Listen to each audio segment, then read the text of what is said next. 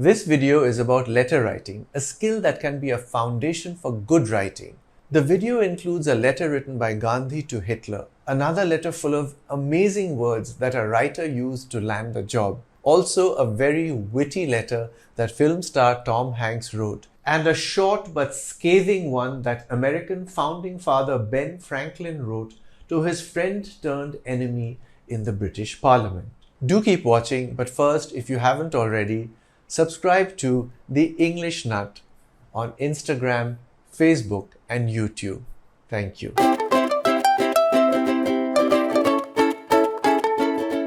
The art of letter writing is a dying one. Letters have been replaced with emails and text messages. These are very convenient, of course. Two people on two ends of the world can connect in an instant and have an immediate back and forth conversation. People tend to write emails in haste, not worrying too much about how their sentences read, just as long as they get their point across. But old-style letter writing was different. It was something you spent time on. You used good paper and often a fountain pen. You took care to use good handwriting, or perhaps you typed it out on a typewriter. Either way, you spent time crafting your sentences. Sometimes you included a pressed flower inside your folded writing paper, or you sprayed your signature perfume on it before you put it in an envelope. Then you put a postage stamp on the sealed envelope and posted it in a letterbox. You were aware that your letter would take time to reach the recipient. You were conscious of the fact that unlike electronic messaging, the letter had a physical existence. And in some cases, the letter would be preserved, even treasured, by the recipient for years to come. Many authors have honed their skills on letter writing. Perhaps you could consider writing a letter to a friend or a family member who lives in a different place. You might be surprised at how satisfying the experience is. To inspire you, here are a few remarkable letters written over the years by people of note. The first letter is one that Mahatma Gandhi wrote to Adolf Hitler in 1939 with the hope of preventing World War II.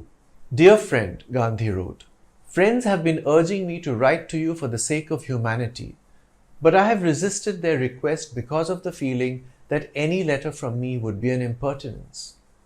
Something tells me that I must not calculate and that I must make my appeal for whatever it may be worth. It is quite clear that you are today the one person in the world who can prevent a war which may reduce humanity to a savage state. Must you pay that price for an object, however worthy it may appear to you to be? Will you listen to the appeal of one who has deliberately shunned the method of war, not without considerable success? Anyway, I anticipate your forgiveness if I have erred in writing to you. I remain your sincere friend, M.K. Gandhi. Of course, the letter did not stop World War II, and from Gandhi's tone, it seems to me that he did not have much hope that his letter would do the trick, but still felt it was his duty to make the attempt. Note the humility with which Gandhi wrote. The next letter is a brilliantly written one from an American called Robert Pirosh, who first worked as a copywriter in advertising in New York City. In 1934, he moved to Hollywood with the dream of becoming a screenwriter. Here is the cover letter he sent to various directors, producers, and studio executives. His letter was successful, and he got work as a screenwriter and went on to win an Academy Award in 1949. It shows you the power of words. Dear Sir, Pirosh wrote, I like words. I like fat, buttery words such as ooze, turpitude, glutinous, toady. I like solemn, angular, creaky words such as straight-laced, cantankerous, pecunious, valedictory. I like spurious, black-as-white words such as mortician, liquidate, tonsorial, demimonde. I like suave V words such as Svengali, svelte, bravura, verve. I like crunchy, brittle, crackly words such as splinter, grapple, jostle, crusty. I like sullen, crabbed, scowling words such as skulk, glower, scabby, churl. I like, oh heavens, my gracious, land's sake words such as tricksy, tucker, genteel, horrid. I like elegant, flowery words such as estivate, peregrinate, elysium, halcyon. I like wormy, squirmy, mealy words such as crawl, blubber, squeal, drip. I like sneakily chuckling words such as cowlick, gurgle, bubble, and burp. I like the word screenwriter better than copywriter, so I decided to quit my job in a New York advertising agency and try my luck in Hollywood. But before taking the plunge, I went to Europe for a year of study, contemplation, and horsing around. I have just returned and I still like words. May I have a few with you? Robert Pirosh. Such a wonderful use of words. I've talked about people typing letters on typewriters. Well, here's a story that involves a typewriter. In 2012, Chris Hardwick of the Nerdist podcast was trying to find a way to convince actor Tom Hanks to appear on his show. Now, Hardwick knew that Hanks was a passionate collector of typewriters, so he tried to bribe him to appear on his show by sending him a rare 1934 Smith Corona typewriter. Hanks typed the following letter on the typewriter he had been gifted and sent it to Hardwick. Dear Chris, Ashley, and all the diabolical geniuses at Nerdist Industries, wrote Hanks. Just who do you think you are to try to bribe me into an appearance on your thing with this gift of the most fantastic Corona silent typewriter made in 1934? You are out of your minds if you think that.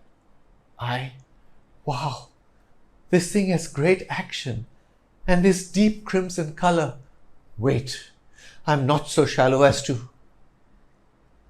And it types nearly silently. Oh, okay.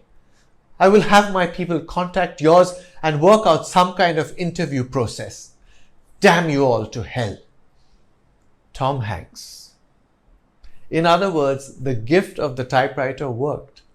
I love how witty the letter is. It's written as if to suggest that when Tom Hanks started the letter, he was expressing outrage about their attempt to bribe him.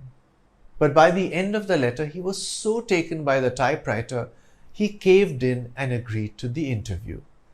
A clever piece of writing indeed. The next letter is a short one and is notable because of the sign-off. It's probably one of the sharpest in history. It was written by Benjamin Franklin, one of the founding fathers of the United States. In 1775, at the start of the American Revolution War, he wrote this letter to British Member of Parliament William Strawn, his friend, or I should say his former friend of 30 years. Mr. Strawn, Franklin wrote, you are a Member of Parliament and one of that majority which has doomed my country to destruction. You have begun to burn our towns and murder our people. Look upon your hands. They are stained with the blood of your relations. You and I were long friends. You are now my enemy and I am yours. B. Franklin. Traditionally, people close letters with phrases like, I remain sincerely yours so-and-so. Or as Gandhi wrote to Hitler, I remain your sincere friend, M.K. Gandhi. As a twist on that convention, Benjamin Franklin ended his letter and his friendship with the phrase, you are now my enemy and I am yours, B. Franklin. Well, that brings me to the closing of this video. I hope it will inspire you to write at least one letter the traditional way. If not, at the very least, I hope you will take more care with the way you write your emails, using them as a foundation for becoming a better writer. I hope you enjoyed this video. Let me know your thoughts. I'm the English Nut. Bye for now.